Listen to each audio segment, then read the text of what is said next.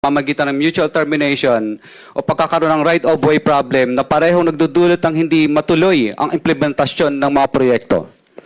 Matapos naming manalo sa mga bidding, may mga opisyal mula sa DPWS ang lumalapit sa amin para humingi at kumuha ng bahagi niya sa halaga ng proyekto.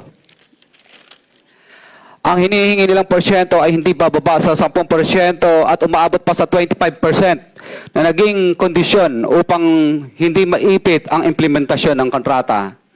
Ito ay binibigay namin sa kanila ng cash. Ang bawat transaksyon ay may karampatang voucher at ledger na nagsasaad ng mga araw at kung kailan nila ito natanggap.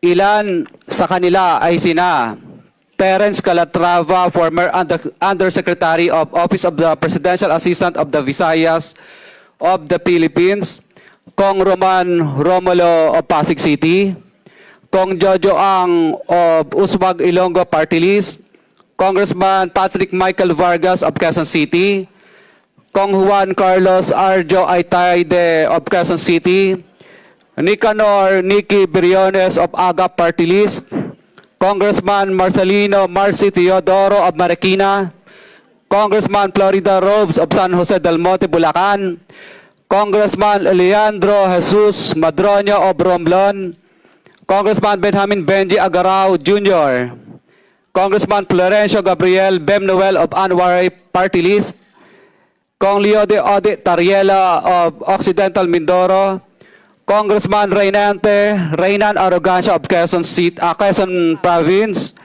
Kong Marvin Rillo of Quezon City, Kong Teodoro Haresco of Aklan, Kong Antonieta Yudela of Zamboanga, Sibugay, Kong Dean Asisio of Caloocan, Kong Marivico Pilar of Quezon City. 21. Mayroon ding mga kinatawan ng ilang politiko na nakikipagtakbo sa amin upang manghingi ng porsyento kapalit ng mga porsyento ng mga proyekto. Ang mga porsyentong ito ay 25% ay ipinipilit sa amin bilang karaniwang kalakaran na wala akong kakainang tanggihan.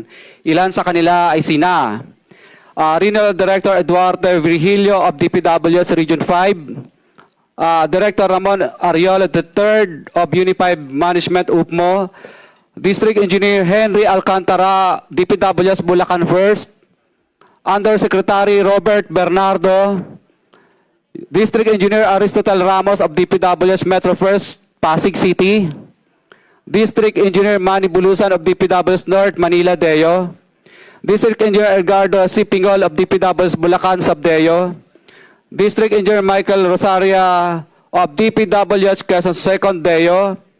Karamihan sa mga kawani ng DPWS na nabanggit